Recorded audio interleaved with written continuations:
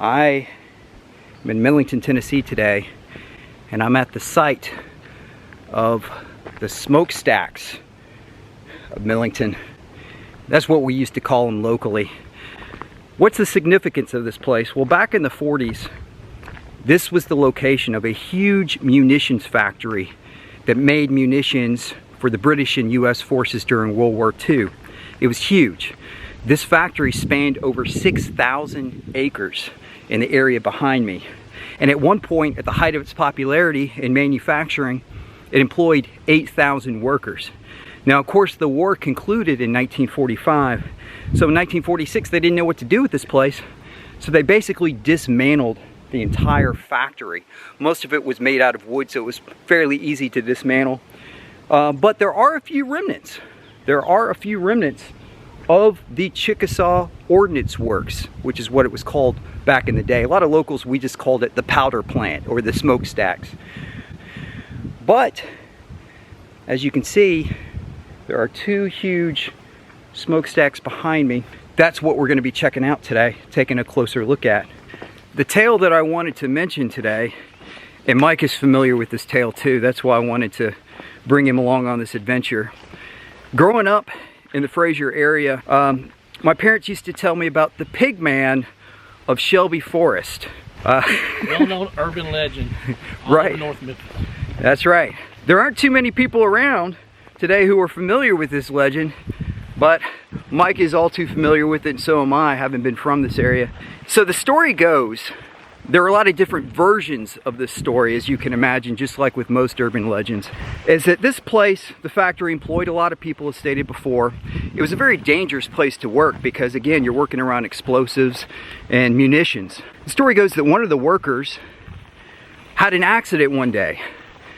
You would take some of the waste from the factory and dump it in a nearby stream. Of course, this is before OSHA regulations and stuff.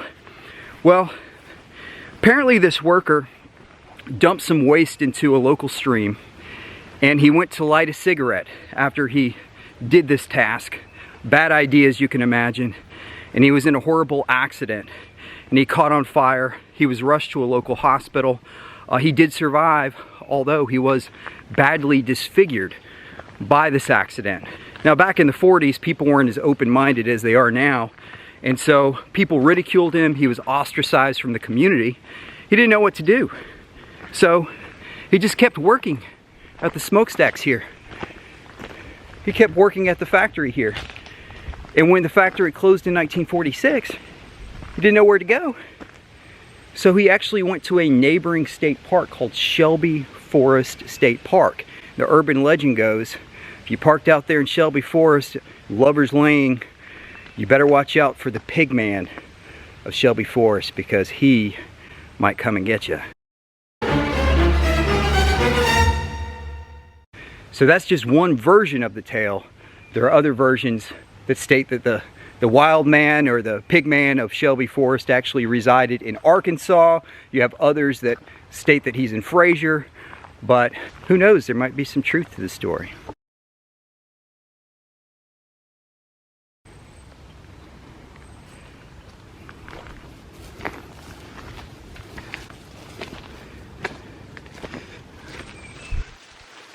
So look at this. We are right on top of it. I never thought I'd say this, but I am touching the smokestacks that I've passed so many times driving through Millington, driving through the Fraser area, and we are right here. There's one of the manholes. So one thing we have to be very careful about back here is, as mentioned before, this place was dismantled in 1946, but a lot of these manholes are still around. There's a few remnants here. I would not want to fall in there. Have to be very careful here.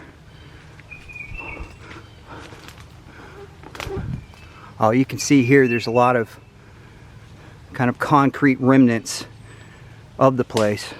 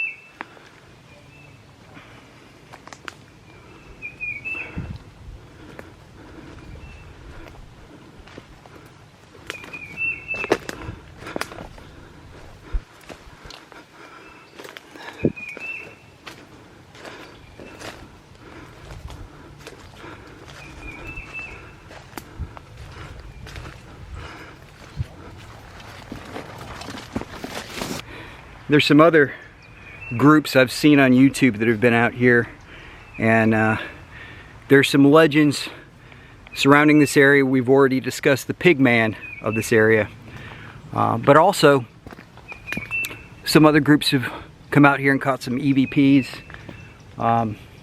Really, it's just eerie because, as mentioned before, there are some remnants here. You can see just huge concrete blocks, and of course the two smokestacks. And it's hard to imagine that back in 1944, 1945, this place was absolutely covered with employees. After I shot this video, my dad informed me that I have two distant relatives who actually worked here.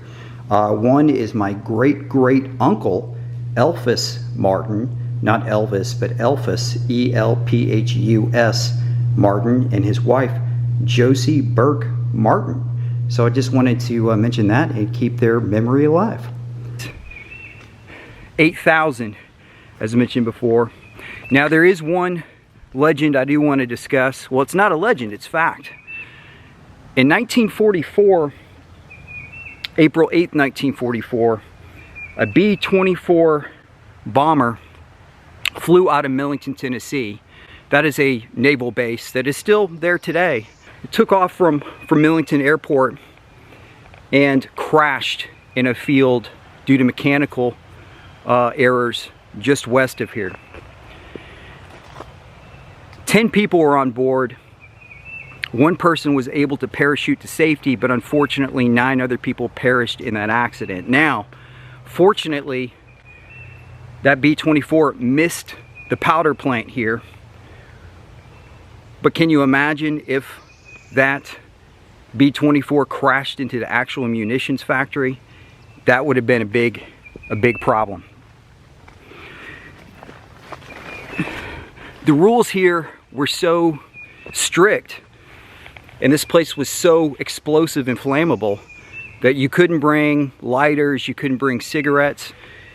The rumor is you couldn't even bring a ballpoint pen because people were concerned that if you actually clicked the pen, that was enough to ignite an explosion.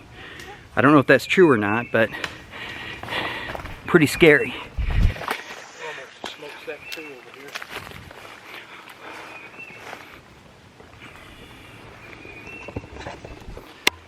There's Mike next to the other smokestack. How tall do you think those are? Oh man, how tall? I saw one report that they're 225 feet. 225?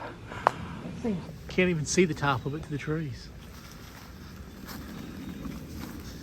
I mean, you can tell by the tracks out here and the way it's beat down. We're not the only people out here doing this. This one you can get a better view of it.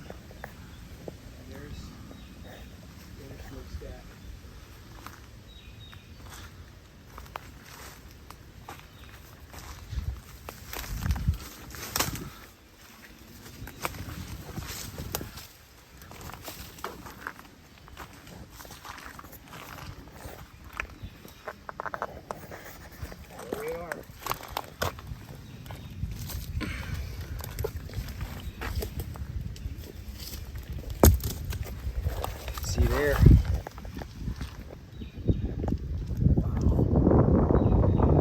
You can feel the wind coming out of there.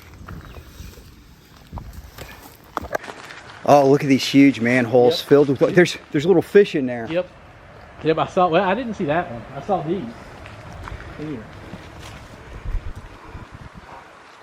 Filled with water.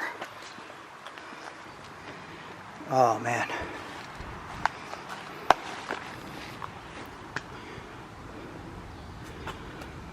Lots of graffiti. We're not the first to travel back here, apparently. Yeah. I feel it won't be the last. There's one over here that's a real good one. Keep going straight through here. I'll lead the way. Since I've already... Yeah. We missed a lot of shit back here.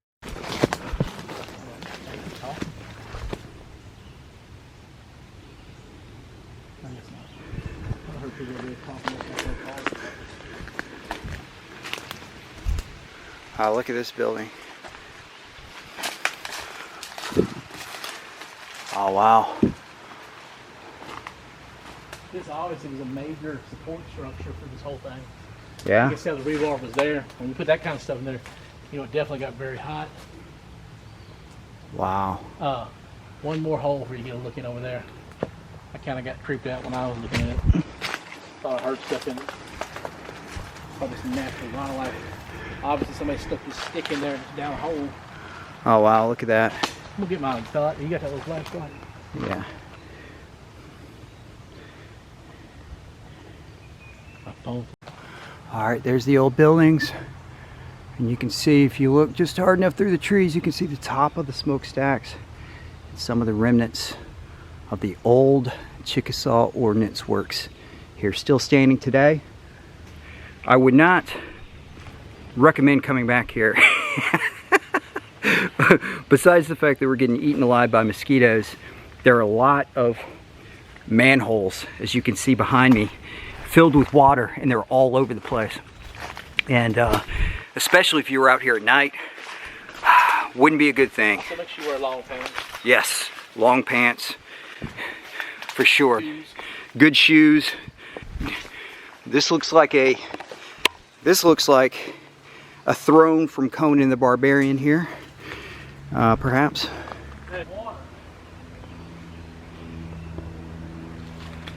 Here's a bunker of some sort.